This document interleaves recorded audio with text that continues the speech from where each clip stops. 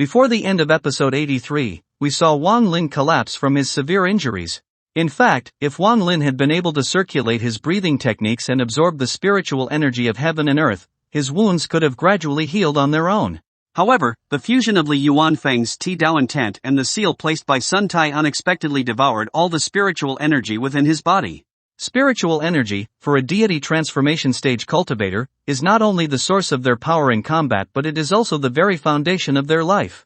Once all spiritual energy is drained, not only will their injuries fail to recover, but even their lifespan will rapidly wither away. You might be wondering, if his clone was in such peril, why didn't Wang Lin's true body appear to rescue him? The answer lies in the serious damage his primordial spirit sustained during the battle with Hong Dai. Afterward, he was besieged by infant transformation stage cultivators, and as his physical body's spiritual energy was depleted, his primordial spirit began to collapse further, which eventually reaching the point of disintegration. Because of this, we witnessed Wang Lin's cultivation continuously plummet, eventually falling all the way down to the qi condensation stage. Now, with his spiritual energy completely drained, he is essentially no different from a mortal. If his cultivation had merely been sealed, his true body might still have sensed the danger and come to help lift the seal. But with his primordial spirit in ruins, even his true body has fallen into slumber, unable to awaken.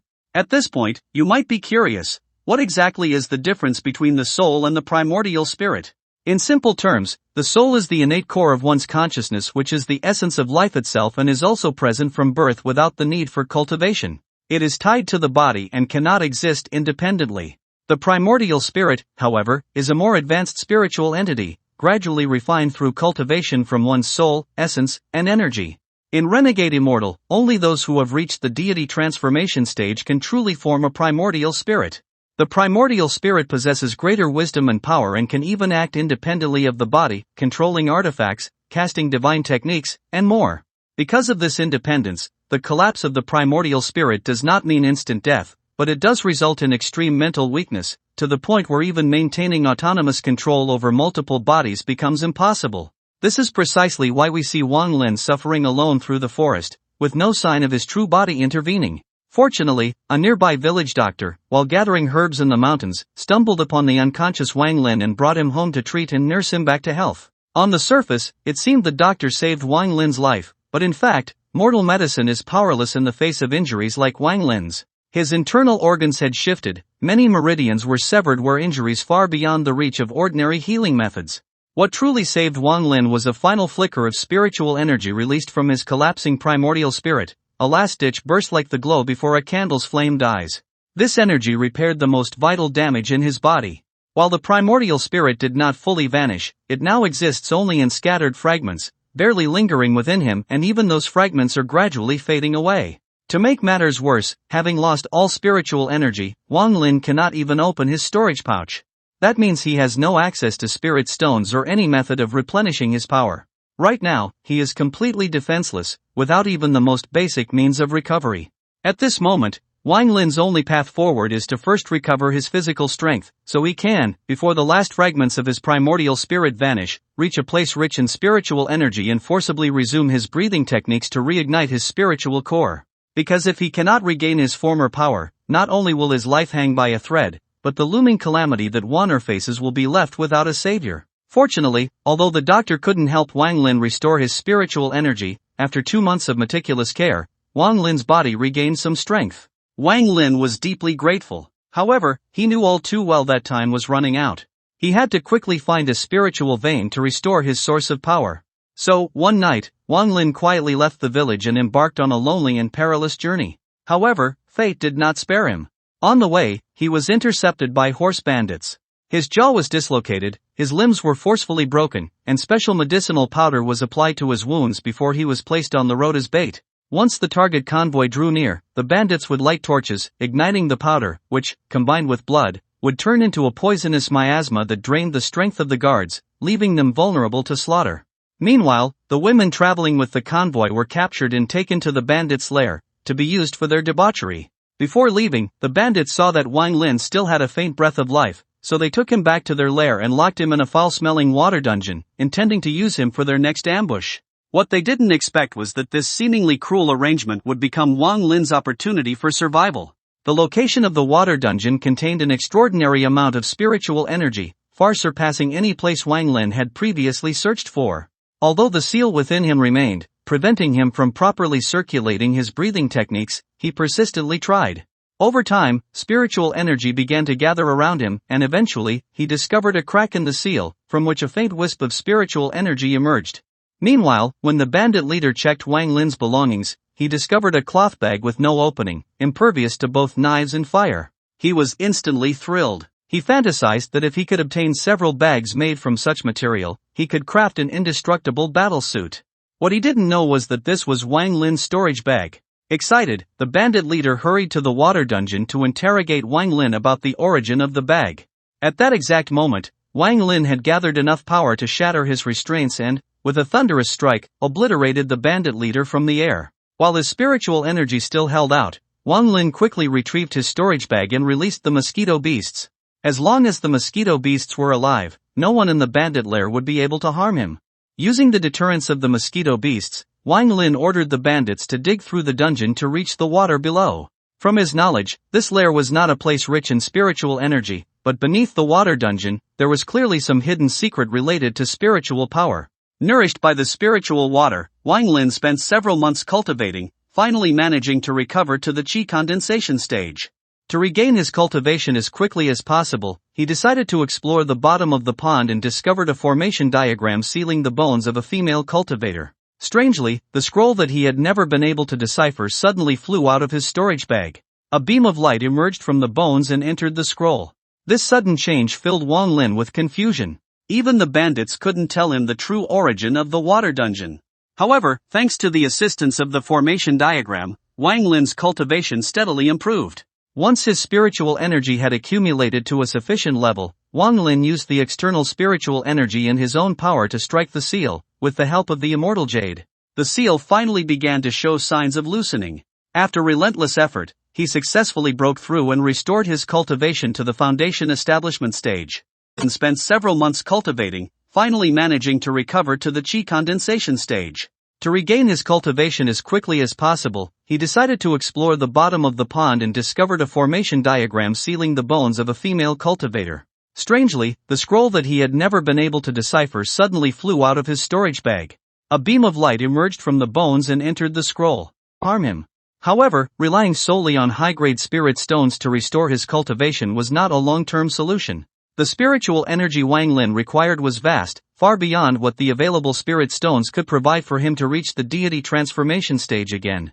Therefore, he decided to leave the area and head toward the place where cultivation sects resided, seeking a true cave of spiritual abundance to continue his progress. Fortunately, in the country where Wang Lin resided, there was a sect that allowed individuals to pay spirit stones to become outer disciples.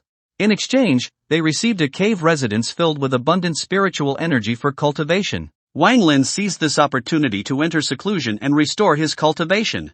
The spiritual energy in the stone chamber was indeed much richer than in the water dungeon, but for Wang Lin, the progress was still too slow.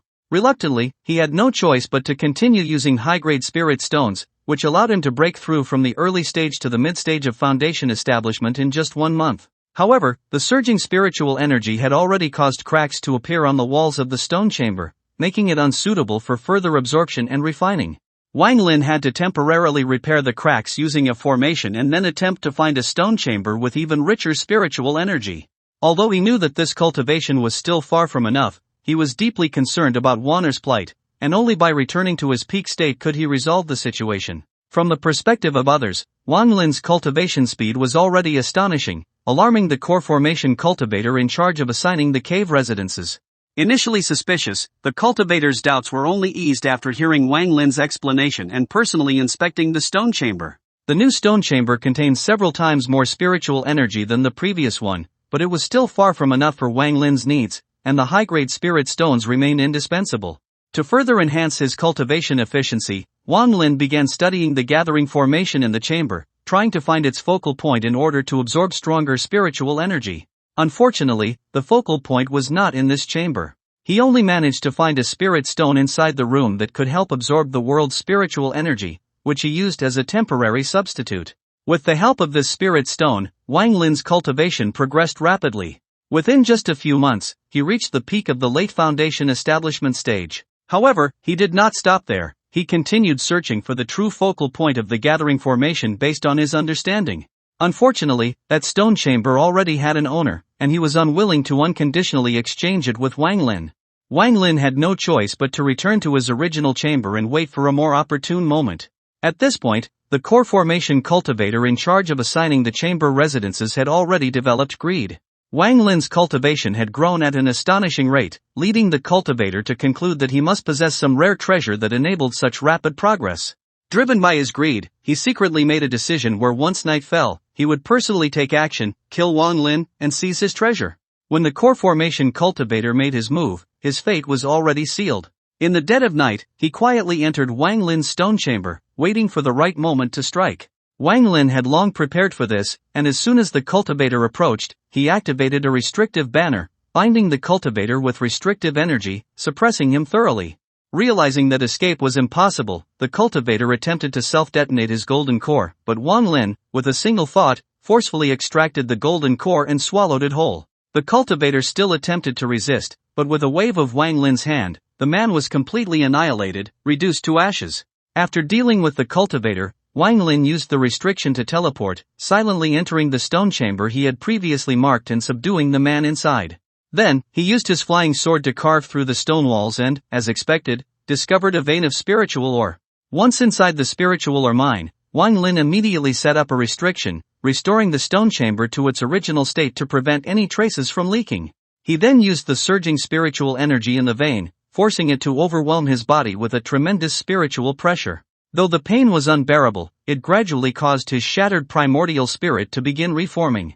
To hasten his breakthrough, Wang Lin detonated several high-grade spirit stones, causing the spiritual vein to boil and the energy to flood in. In just over 10 seconds, Wang Lin's cultivation reached the peak of the mid-stage of nascent soul. However, as his spiritual energy was drained, the mountain's spiritual plants withered, and the ore vein was completely exhausted. Other cultivators in other stone chambers noticed the sudden loss of spiritual energy and hurriedly left their seclusion to investigate. The steward cultivators arrived soon after to begin a thorough examination. In an attempt to uncover the culprit, they forcibly read the memories of the cultivators present, causing a tense situation. Some who harbored ill intentions tried to escape amidst the chaos but were immediately captured. Despite the presence of a late-stage nascent soul steward, Wang Lin had already begun to reassemble his primordial spirit, allowing him to conceal his cultivation and even manipulate a hint of spiritual intent. He no longer paid attention to these cultivators.